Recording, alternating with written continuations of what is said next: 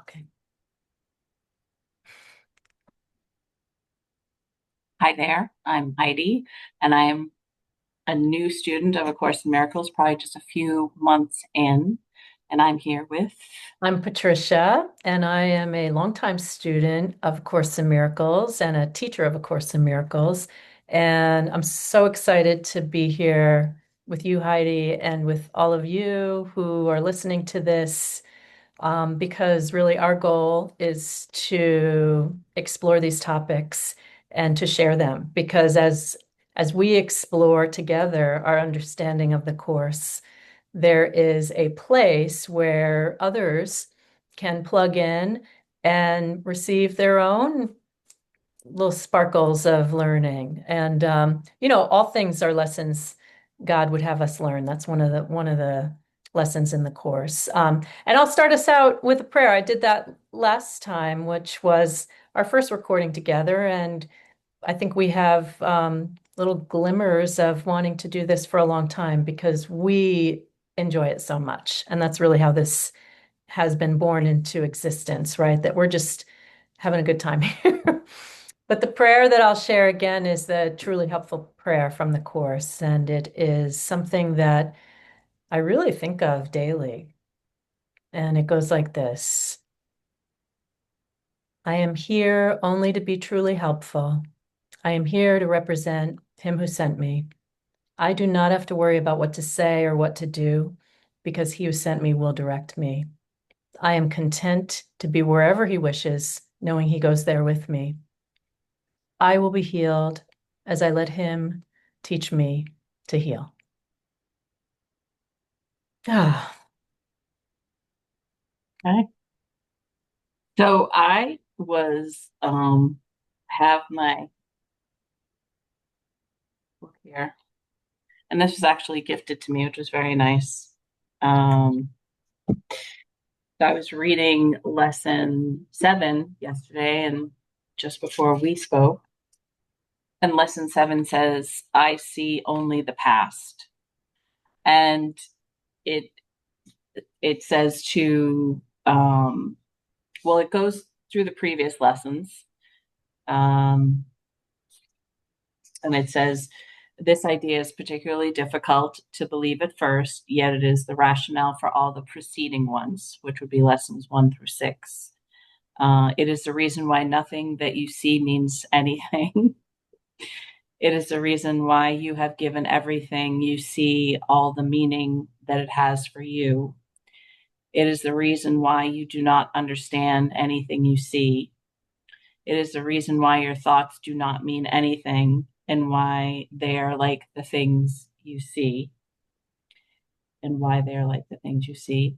It is the reason why you are never upset for the reason you think.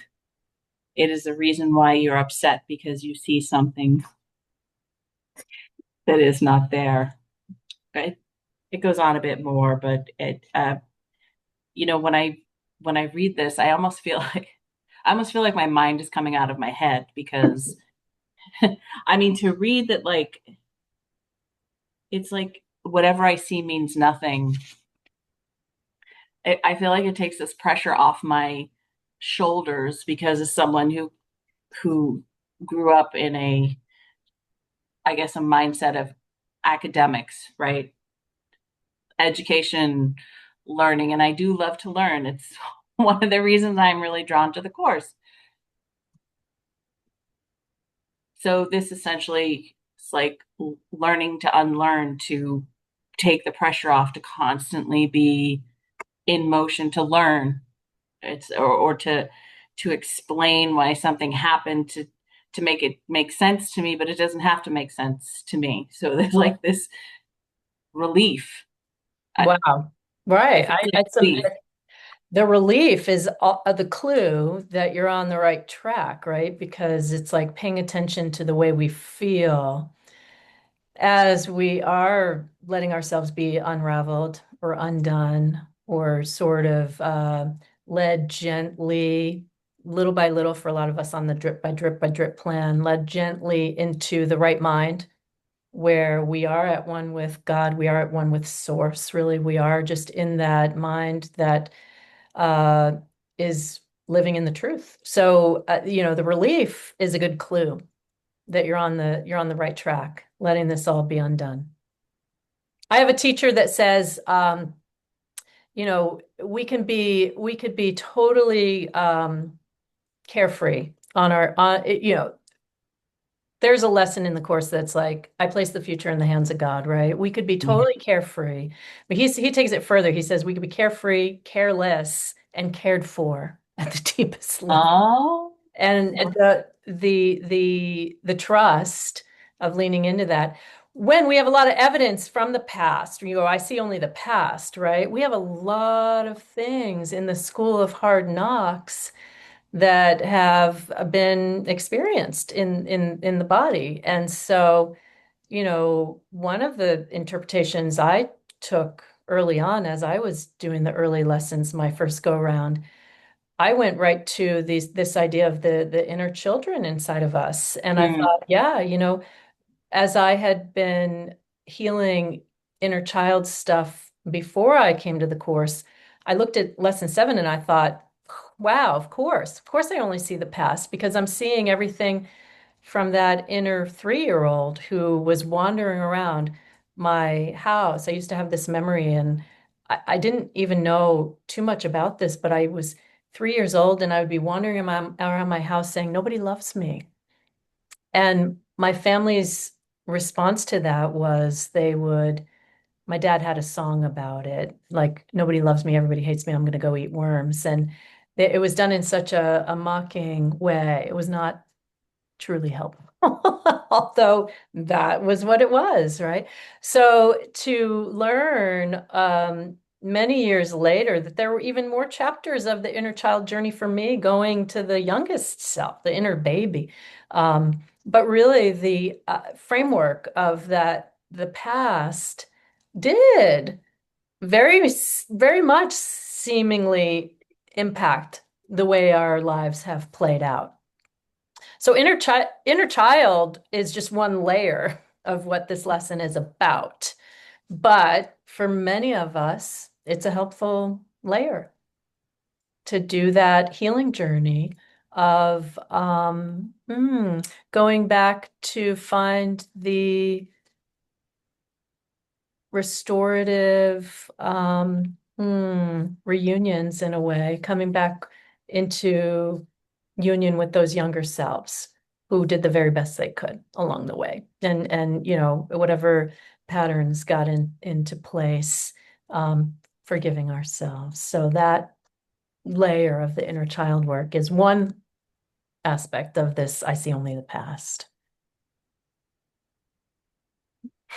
hear you share that story is, yeah, uh, it's that's a sensitive story to hear. It hurts my heart.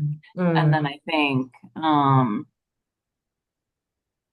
you know, I, I have a story. We all have we all have the inner child stories, right? That, they're tender. And um, so with this lesson here, I see only the past. Um, is is it is it relief to think, at that time God was still with me, God was still caring for me, even though my father did not have a loving response, Mm. and in fact, kind of like poured salt on a gaping wound, if you will. Like, Mm-hmm. how what if someone's watching this who has painful childhood stories and is hearing, I see only the past, and then think, like this part here, it is the reason why your thoughts do not mean anything, and why they are like the things you see. So is that story not supposed to mean anything? It's such a good question. It's such a good question. And I think we approach it from the understanding that if something from your past is bringing up pain, right? It's like we're at the triage tent and we go up, we need attention. We need attention there because there's a wound. And for some people, it's gushing blood. It's like a really painful wound. So, I could tell this story about my inner 3-year-old walking around the house going, nobody loves me. And it's there's no pain in it anymore. It doesn't bring up any sadness in me. As a matter of fact, it's quite the opposite because that little girl who went through that had to actually find the deepest kind of truth. So she had to be a seeker in life to find Mm, out why did that little girl even feel that way? And then in the kind of deepest kind of remembering of she was here to remember God at the deepest level, mm, really. She was here to remember the truth at the deepest level of who she was and to one day into her future, she would never unplug from that, right? That was her journey. But I can tell you there were many points along the way when I would think about that little 3-year-old and it would be excruciating, so painful. So there I go to the triage tent and get my bandages. And what does that mean? We are yes. What does that here. What mean? does that mean? Everybody wants to know. It's like to really allow for the healing. And luckily, in our material world here, our seemingly material world, the Course teaches us it's an illusion, but we have people who can help. We have all kinds of therapists. We have counseling. We have somatic therapy, which was ultimately one of the things that helped me the most. We have all different kinds of helpers out there in the world that can actually bring the relief that you're talking about. So that's what we find at the triage tent is we find something called healing. And healing is a huge part of what the Course is inviting us to do. Healing those um, pieces of impact from our past. And when I work with clients, I have this process that I go through with them, and I call them restorative inner childhood reunions because I take, and you know what? People say, oh, yeah, don't dig up the past. I'm like, hey, I only see the past. We're only seeing the past. It's actually shaped our present day reality Yes. so dramatically that I don't have to go looking too far to see that somebody's got like they've given their inner 7-year-old the keys to the car and that it's like not going well, right? So it's like our present reality really does show up with the past in it. So we heal the past in the present moment to unlock a new future, really, is what healing is all about. Wow. That unlocking a new future. Yeah, and I Thank think that's a line directly from the Course about, and first time I really took that in deeply is like we heal the past in the present moment to unleash the new future. And it's like, oh, of course, it makes so much sense. It's like, what else are we doing here on these healing journeys? And healing is an important part of the journey. So, your question, what do we when someone is stimulated into pain because of their own journey in life and the misses along the way, right? Um, we recognize that some parts of the journey back to awareness of the love that we are, we're going to be at that triage tent getting some care and some healing work, right? Because we've got a wound that really needs attention. As I'm listening to you, I'm thinking about healing being the equivalent of loving. Oh, I love that. That's very beautiful. And the Course does talk about, I mean, love created me as itself. So we are love. And so, of course, healing is the love, bringing us back into that awareness. So healing is love, and healing isn't even the end of the story. The Course says we're here to heal, but there does come a part when there comes a chapter in the journey where it's like, we don't need that triage 10 anymore. I don't need the triage 10 anymore. I don't actually feel pain when I think about my childhood anymore. Even the baby stuff. I'm like, wow. On a bad day, I'm gonna still need a little visit, perhaps, to the triage tent. But by and large, we then step into our role as really allowing the extension of love through the creative process, however that's going to be. And that's going to be a very individualized path based on what our guidance with our own connection with Holy Spirit, or that inner voice, the inside teacher. We're gonna have a different kind of journey than someone else who's gone through their healing journey. But when we're in the healing phase, it also doesn't mean that we can't help other people. We're helping other people always, just by being ourselves.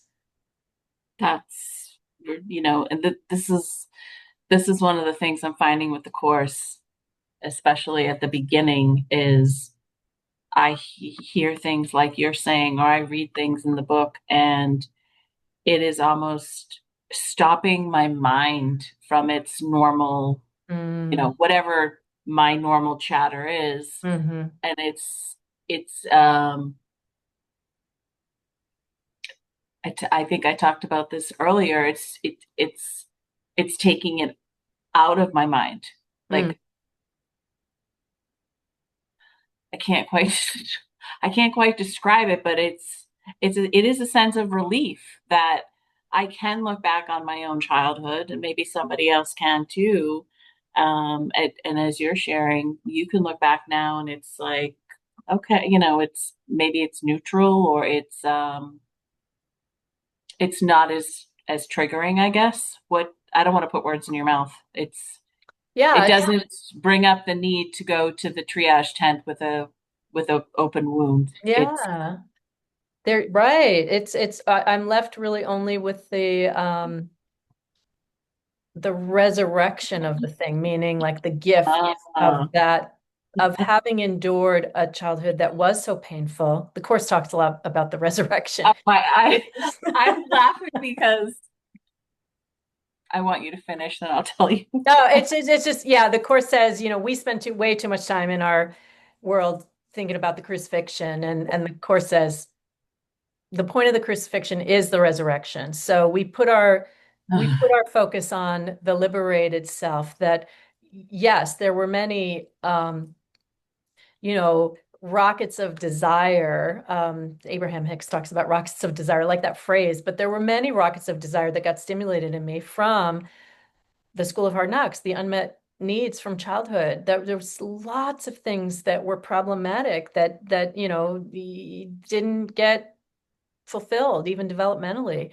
And so, but to know that the resurrection of that, meaning the gifts, like I said earlier on, I had to become a seeker, and I had to go on a healing journey, and I wouldn't trade that for anything. It's like the beauty in really finding, through navigating a difficult path, but finding the helpers, finding the healers, finding the inner teacher, finding the relief as it would come, and finding in the body first safety. Just to find that in one's body is huge, right? It's like, wow, right?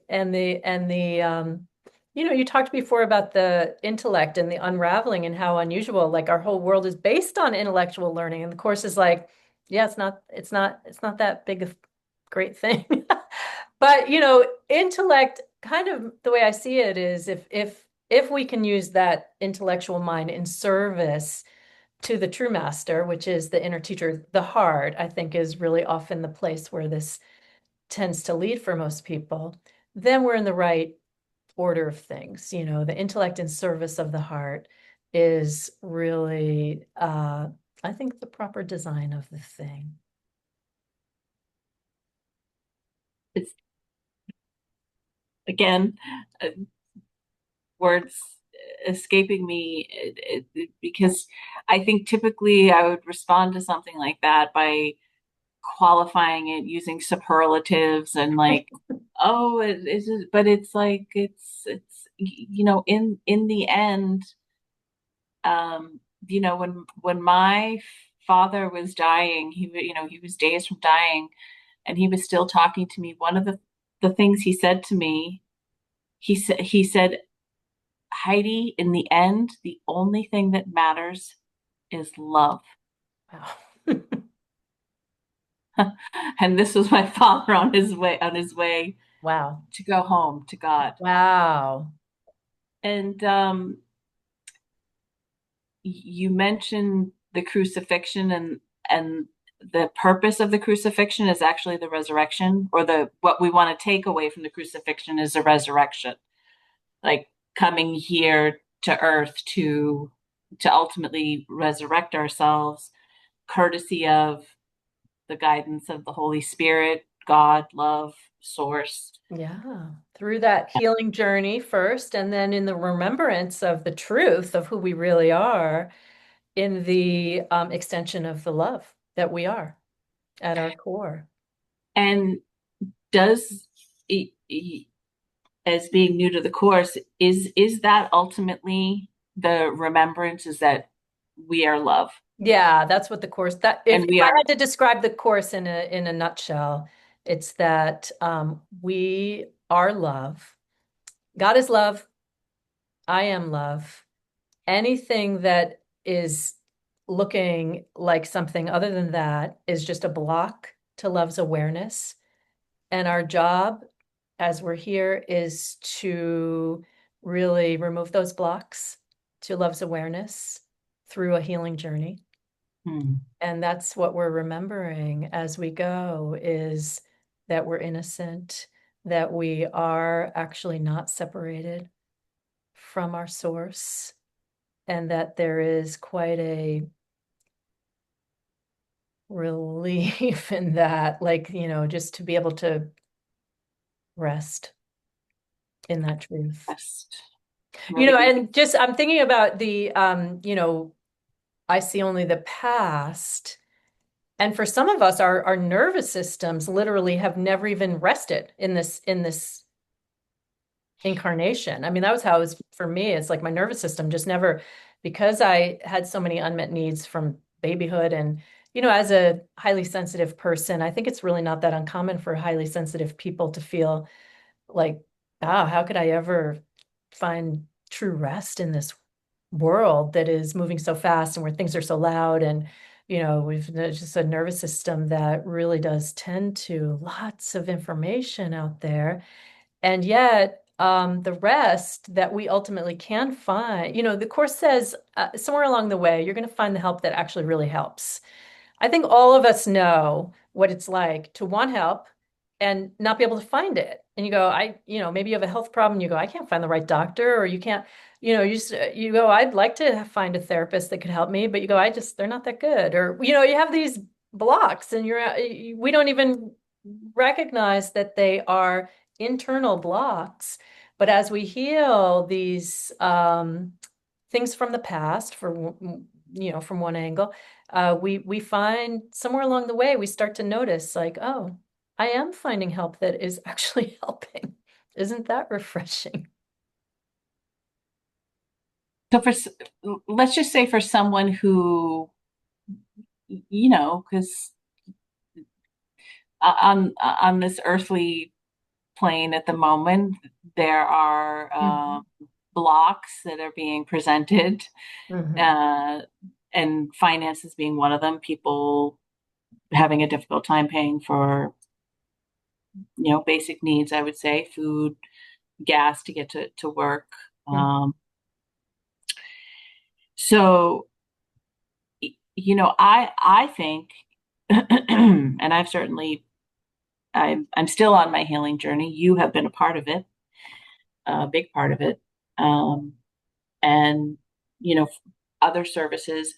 I feel like A Course in Miracles, and we are here doing this to hopefully offer love to someone who might be in a position where they can't quite, find the right provider, pay for the right provider. I don't want to say provider. Do I want to say provider? Oh, I don't know that I want to say that. The right care. They can't, they're not, they don't, they're not quite there yet or whatever. Hmm. I, you know, I would like to say that I feel like the lessons and the course,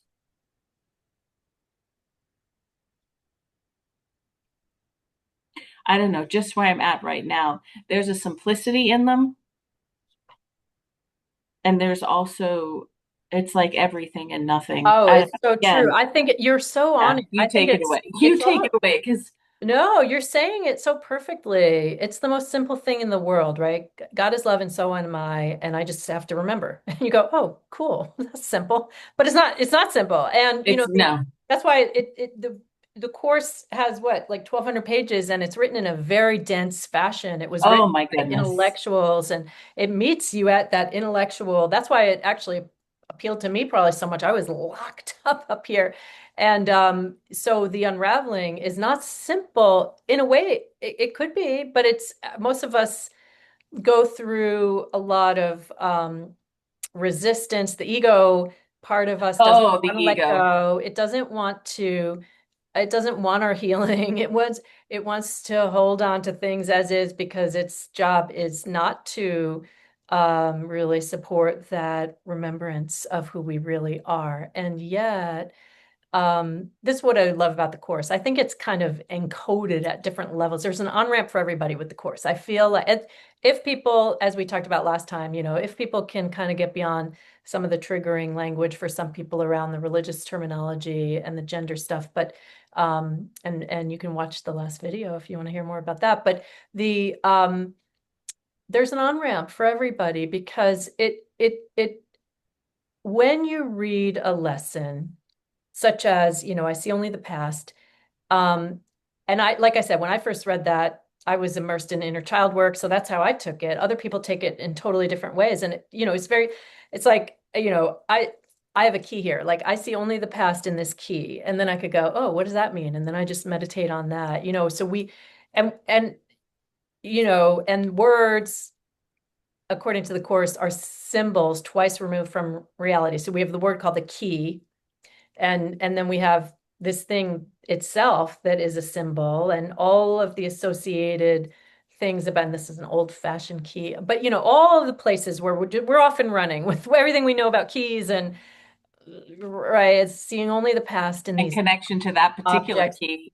Right, right, or the emotional, all of the things, or so the really, I think the on-ramp for everybody with this course is stunning to me because it reaches us right where we are. So wherever we are on a healing journey, or maybe we haven't even consciously stepped onto a healing journey, it doesn't matter because our consciousness, our perception is going to take what it needs from that lesson. And that's why I think there is truly an on-ramp for anybody who wants to study the course. It's going to meet you right where you are. So you don't have to get all fancy about it. Just do the No, lessons. don't, You do don't the go lessons and they fancy. reach, that's what's so beautiful. And they meet you right where you are. And then if you go back and do that lesson again a year, 2 year, 5 years later, you go, oh, I didn't see that in that lesson. Or, and it's just going to meet you right where you are, which is so beautiful on this journey of remembering and really finding our way back to the truth. There's this concept in the course, which I love. It says something a lot, kind of really inviting you into the inevitability that one day you're gonna want the truth. And it says something along the lines of, aren't you gonna want the truth just simply because it's true? And I'm like, yes, I want the truth because, and it emphasizes the word because it's true. Yes, I want the truth because it's true. That's what I want. I want the truth. And the truth is love. The truth is love. Just like your father, that's such a profound awakening. And, on your father's journey to another realm, for him to have that level of clarity and for you to have that, talk about a restorative reunion, honey. Oh, it was, it's, with me. Mm, Um, and as I'm listening to you here, I'm also thinking, the on ramp, it's available to whomever, wherever. And I also think, on my healing journey, it has been incredibly impactful to work with you. mm. And and you've shared with me wherever two or more are gathered. What was that? To Oh, wherever I forget. It's from the Bible, I think, but I think it's like there I am. There's the Christ, meaning there's the Holy Spirit. When two or more are joined, we come together, and one plus one is more than two. It's not just two more because than two, I love, yeah. So what I am thinking, and what I would also like to say is, you having this years of experience with the course and going back into the course and your other somatic work, for anyone who's looking for two or more to gather, and to be, my gosh, enveloped in love, mm, because the sessions with you have been nothing but an envelopment of love, and truly helping me to remember who I am, and my and my, inner child stuff, mhm, and love. You really helped me when I go out into the world. I remember you asking me one time, like, do you think it's safe outside? Something to the effect of that. And it occurred to me just how unsafe I used to feel walking out my front door. I gave it some thought and thought, wow, I think people are after me, right? I think people are looking to do mean things, harmful things, say harmful things. Um, so I want to I want to say that mm, that working with you and having someone, side by side mhm, on the healing journey is, it has been it has been work that has, first of all, brought me to the course, and has really helped to heal and love mm. my inner child, and people, to be able to love So good. So people. good. Thank you for that reflection. And of course, I'm on my healing journey still too, but those chapters, like I said, I'm not at the triage tent hardly ever anymore. And I am here to be truly helpful, and I do have some strategies, methodologies, or whatever that have You helped do. me that I can help other people. So yeah, and I would love to, maybe we will have a larger group someday gathering Yes. together to talk about the course. I've done some classes around the course, and I do think it's going to be a bigger part of my work moving forward. And there's always going to be that somatic angle because of my past. That's where it's like I see only the past. The Holy Spirit uses all of the symbols from our past as the ways that we can reach other people who are still locked in their own traumas, right? It's like, so the symbols of me being a somatic therapist, of me being an elementary school teacher, Holy Spirit's like, great, we need that. It's like, no problem. So thank you. It's such And a treat to come together. Yeah, what a lovely you you opportunity. bring you bring the love. That's what we're You bring the love all doing this. We're all headed, we're all getting on the love train one way or another. on So the love train. woohoo. All right. Thank you. You're welcome. Yeah, I look forward to doing this again.